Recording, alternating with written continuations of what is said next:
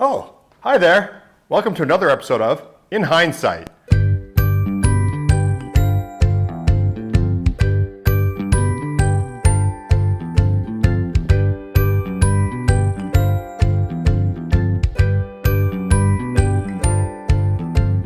So it's been a while since we've done an episode of In Hindsight, probably even a couple of years.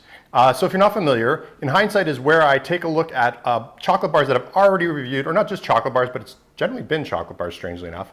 But I look at candy that I reviewed on candycritic.org in the past, and then I might have done the review many years ago, and if I can get my hands on it again, I try it again, and I talk about it here, and I talk about it on video and sort of reassess whether or not my review is appropriate or whether I like it or not. So today, we're looking at the Wunderbar. The Wunderbar is, I believe, a Canadian chocolate bar. It might have been made somewhere else, but it's very, very popular, and sort of Canadians know this as one of their own. It has a Viking theme. You'll actually see a little Viking helmet on the package here.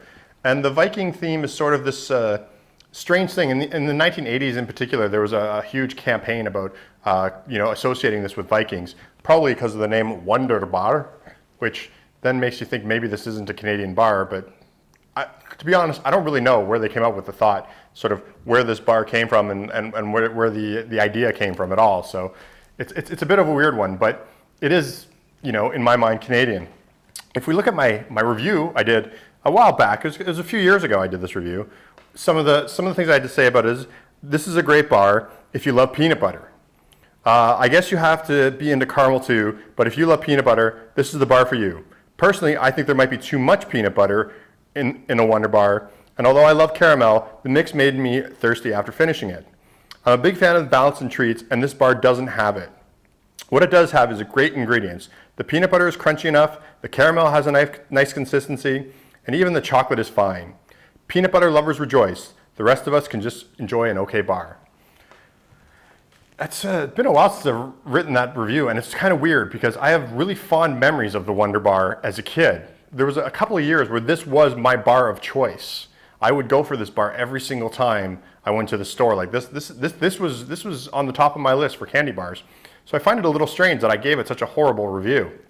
But I mean, that could be memories. That's the thing about candy, is you sort of remember it being something when you're a kid, and then maybe when you actually look at it objectively as an adult, you don't sort of share the same opinion.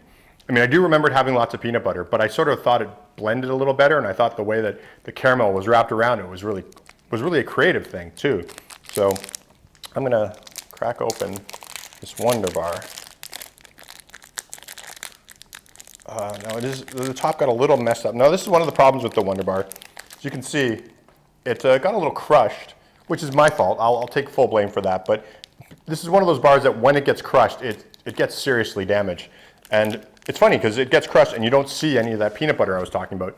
You just see the caramel and the chocolate. But let's try it out.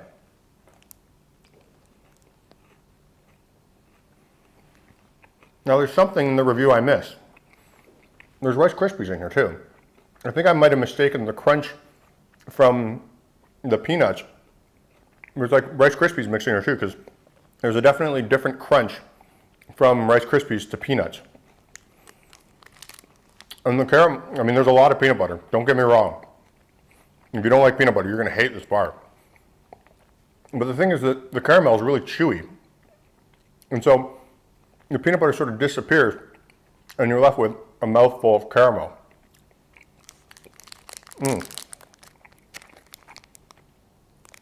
It's not bad, but it definitely is chewy, and it definitely is going to make you thirsty. But yeah, I completely missed it. There are peanuts in there,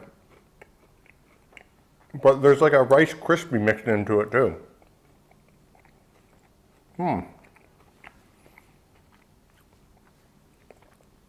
It's weird.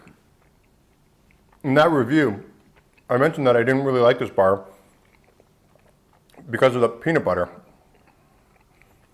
But actually, if I had to give it a downfall now, don't get me wrong, it's a great bar. You should pick one up. If I had to mark it down, it's the Rice Krispie things. It's a weird texture. It's really strange. Again though, it's a good bar. It's a really good bar. I mean, the ingredients are great. The texture's pretty good. The Rice Krispies are a little weird. They're not bad, but they're just a little weird. The caramel, I love chewy caramel. So it's kind of sucks when you're on camera and you're trying to talk to people and you're trying to get try to get words out. I am ridiculously thirsty now too. So that peanut and caramel just makes, don't eat one of these before you're giving a speech or something like that, or on the internet in front of a camera, because you won't be able to talk. But in general, it's a great bar. The caramel definitely has that chewy bit at the end. The crisps are like something I never thought of. I'm sure they've always been there, but I just maybe didn't pick it up when I was writing that review at first. So yeah, it's a good bar. And I don't know. I don't think I'll revise my review, but I think this is definitely a good addition to it. So we're going to be doing some more, at least one more episode of In Hindsight. We have a coffee crisp, which is another sort of classic Canadian bar. Probably next month, we'll hopefully do another episode of In Hindsight, and we'll be featuring our friend the coffee crisp. But thanks for watching the latest episode of In Hindsight. As always, you can follow us on Twitter @CandyCritic, or you can go to candycritic.org and find links to all of our other social media, including Facebook and Instagram and Tumblr. You can also go to patreon.com/candycritic, and you can join us on Patreon.